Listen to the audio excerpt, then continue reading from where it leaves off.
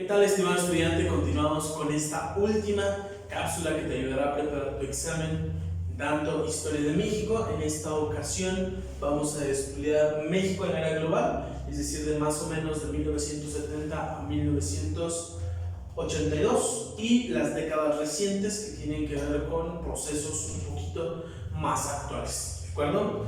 Entonces es importante, como siempre, que tengas tu cuaderno a la mano, que vayas tomando notas y que si tienes alguna duda la escribas para que te la podamos contestar, ¿de acuerdo? Empezamos entonces con este punto de 1973. Antes de empezar, déjame te pongo un contexto. Recuerda que después de la Revolución Mexicana y del cardenismo, México tuvo un incremento en la economía, ¿de acuerdo? Un incremento del que muchos países fueron parte gracias a la Segunda Guerra Mundial. Recuerda que México tuvo que producir ciertas cosas para los países que se encontraban en guerra y entonces la economía mexicana empezó a crecer. ¿A qué nos referimos con que empezó a crecer? Muy sencillo. México empezó a producir cosas para Europa. Recuérdalo muy bien. México empezó a tener este proceso de crecimiento, sin embargo, en 1973, desde 1969, ya se sabía que México tenía ciertas reservas importantes de petróleo, ¿de acuerdo? Un secretario va con el presidente de entonces, que era José López Portillo, y José López Portillo va a poner en práctica el plan para que México explote este recurso petrolero. ¿Cómo lo hicieron? Se fueron al mar, ¿de acuerdo? Van al mar, al Golfo de México, específicamente a las costas de Tabasco, a las costas de Campeche, y en Cantarell, en Quintana Roo, se van a descubrir unos pozos petroleros que eran gigantescos. Siguen siendo muy grandes, pero en aquella época, recién descubiertos, eran muy grandes, eran gigantescos.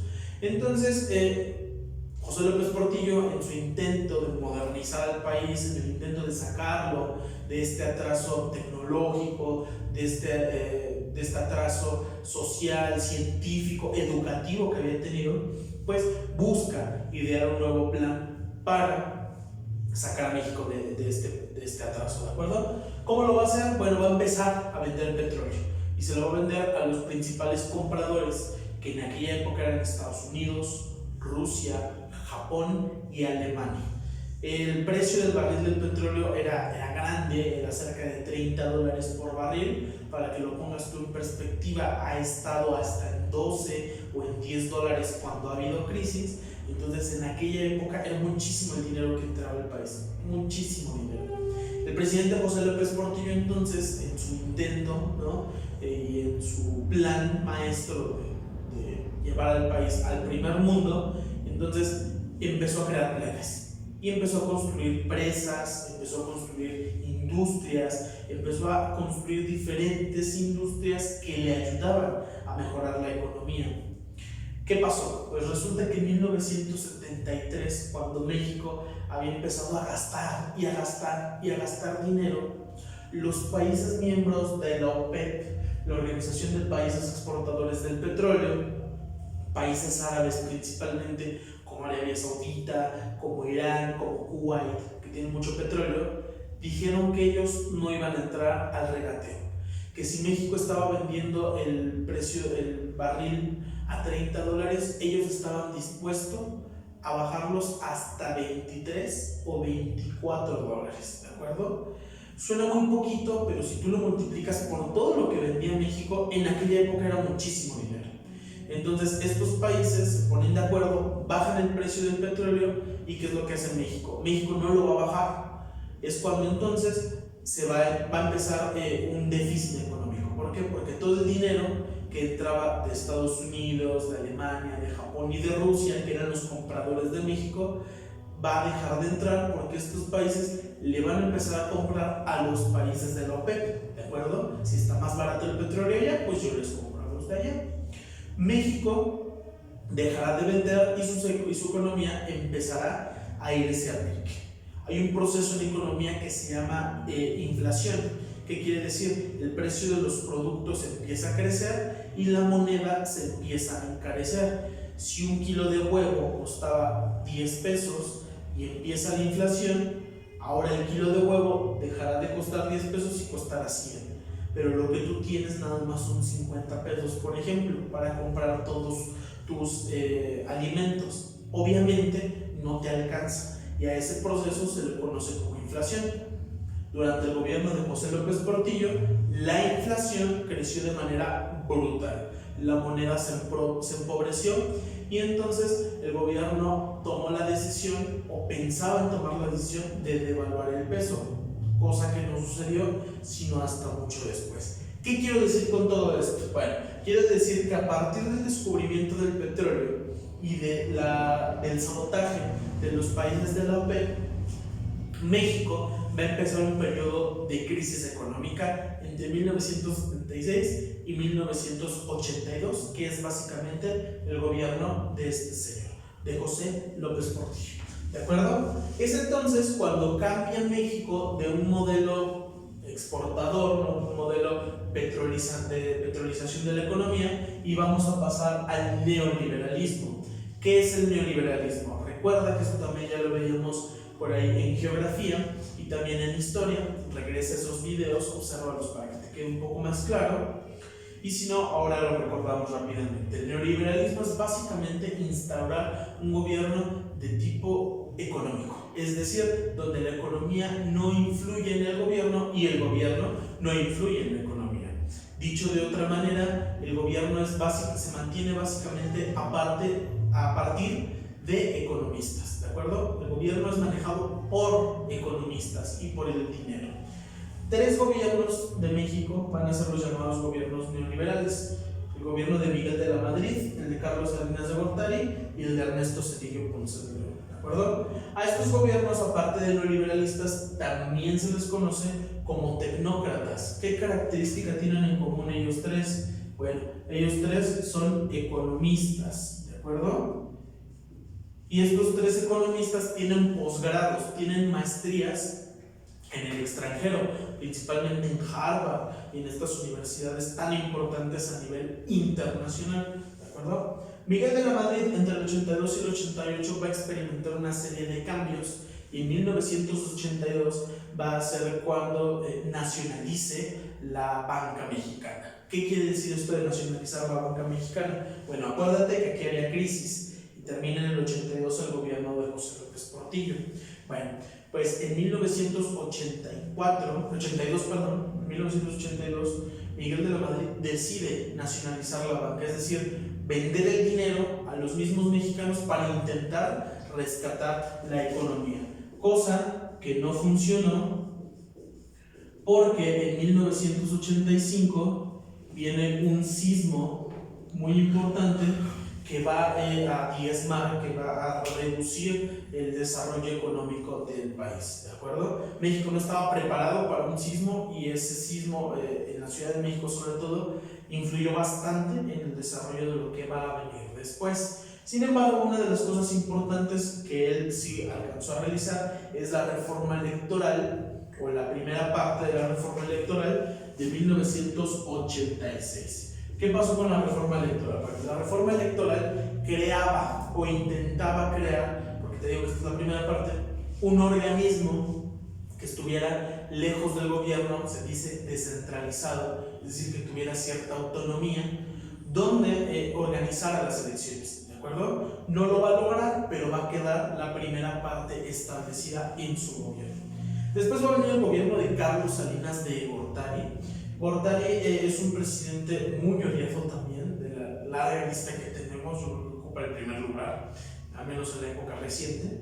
Carlos Salinas de Gortari se va a encargar de vender todas las empresas paraestatales.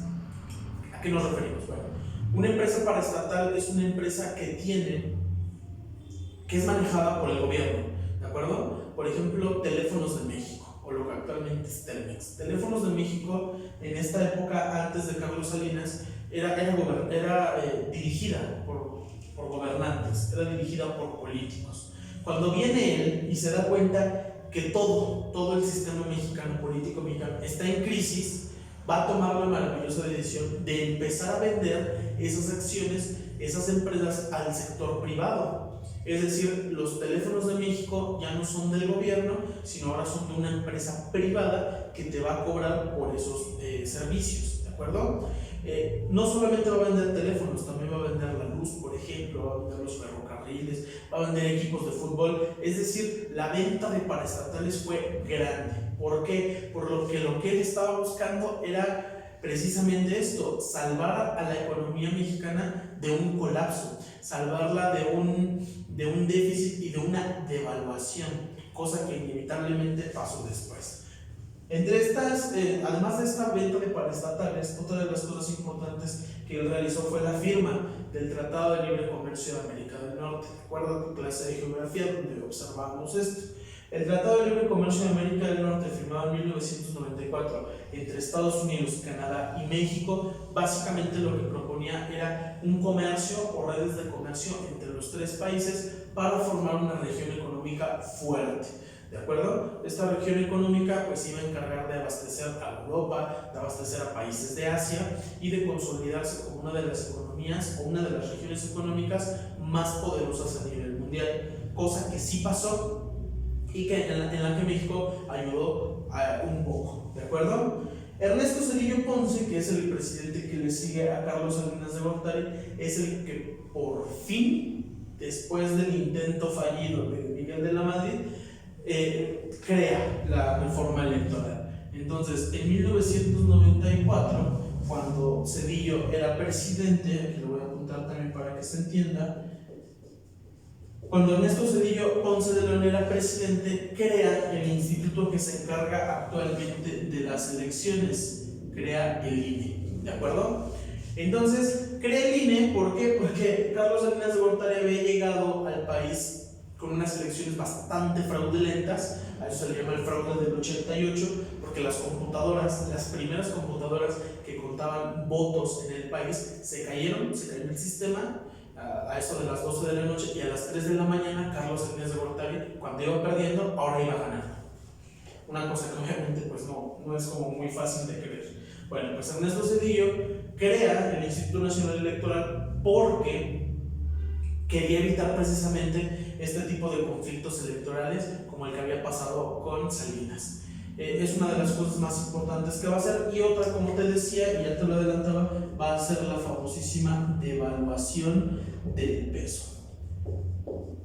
Yo sé que alguien en tu familia vivía en esta época, entonces pregunta cómo era la economía antes de este periodo, antes del 94. Probablemente te van a decir que el peso tenía 3 ceros más. ¿Qué quiere decir esto? Bueno, que un peso no era un peso, sino en realidad eran 1000. Es decir, estos 1000 pesos que antes de 1994 valían 1000 pesos, después van a valer solamente 1 peso. ¿De acuerdo? A la moneda se le quitan 3 ceros. ¿Para qué? Para hacer más fácil el manejo económico. Pregúntale a tu papá, pregúntale a tu mamá, a tus abuelos incluso cómo les pagaban, y te va a contestar que en cientos o miles de pesos, que ellos ahorraban por miles, que ahorraban 100,000 pesos, por ejemplo, que les pagaban en millones si es que tenían un muy buen trabajo. ¿De acuerdo? ¿Qué pasa cuando se devalúa la moneda? Bueno, pues la economía empieza a caer y empieza la crisis. Entre el 94, 95 y parte del 96, México fue atacado por una crisis donde el déficit económico era grandísimo, muy grande. Con esta etapa, ¿no?, cerramos esta parte del neoliberalismo, pero antes de que terminemos es importante que tú conozcas qué pasa con los movimientos sociales, porque probablemente te hagan alguna pregunta en tu examen. Bueno, los movimientos sociales, que son básicamente la década de los 60, se concentran en uno solo. Mira, entre 1940 y 1950 hubo diferentes movimientos aislados. Hubo uno en el 52 de los médicos, hubo otro en el 58 de los ferrocarrileros y hubo otro de enfermeros y de médicos en el 60, ¿de acuerdo? Es decir, durante esta década hubo diferentes movimientos que buscaban mejorar la calidad de vida y la calidad de trabajo de los obreros, de los enfermeros, de los médicos y de los ferrocarrileros. No va a ser sino hasta 1968 que explote todos los movimientos sociales. ¿Qué pasó en 1968? En 1968 el presidente Gustavo Díaz Ordaz era el encargado de realizar las Olimpiadas que se iban a hacer aquí en México. Por primera vez después de mucho tiempo un país pobre iba a organizar las Olimpiadas. Entonces el impulso del país, el impulso del gobierno era grande. Y lo que buscaba este gobierno era pues, crear instalaciones bonitas, tener estadios, tener albercas, cosa de la que los estudiantes no estaban muy contentos. Entonces por ahí tenemos una causa, tenemos un motivo donde hay un partido de fútbol americano, se pelean estudiantes del Poli contra estudiantes de la UNAM, los van a apresar y va a empezar el movimiento. Estudiantes del Poli, de la UNAM, de la Universidad de Chapingo, de la Universidad de Puebla, que en aquel momento estaban en contra del gobierno, se unen y empiezan un movimiento que terminará en una crisis, en un acto pues, bastante triste. ¿Qué pasó? El 2 de octubre de 1968, en la plaza de Tlatelolco, en la Ciudad de México, se juntan a un mitin, un grupo de estudiantes, después de un movimiento muy grande, donde había habido marchas, donde había habido mítines, donde los estudiantes habían organizado. Se juntan en esta plaza el 2 de octubre y entonces el gobierno va a responder con violencia, ¿de acuerdo? El batallón Olimpia, que es el encargado de la seguridad en aquel momento, disfrazados de personas, de civiles normales, comunes y corrientes, con un guante blanco o con un pañuelo blanco en la mano izquierda para identificarse, van a disparar en contra de la multitud que se encontraba congregada aquel día. Obviamente la masacre fue brutal, las cifras oficiales dicen que murieron cerca de 300 personas, pero nunca vamos a saber cuántas son porque hubo muertos por todos lados y desaparecidos, personas de las que no encontramos el cuerpo, que nunca llegaron a su casa, que nunca regresaron. ¿Por qué es importante el movimiento de 1968? Bueno, porque el movimiento del 68 contempla todo lo que no se había cumplido durante la revolución y de lo que no habían sido parte los mexicanos comunes y corrientes en el desarrollo económico del milagro mexicano y en el desarrollo de la petrolización, por ejemplo, ¿no? Es decir, el movimiento del 68 termina de contemplar todos los aspectos sociales que no habían cumplido y que no habían sido saldados durante este periodo de la revolución, ¿de acuerdo? Con eso terminaríamos esta cápsula. Muchas gracias por tu atención. Excelente día. Gracias.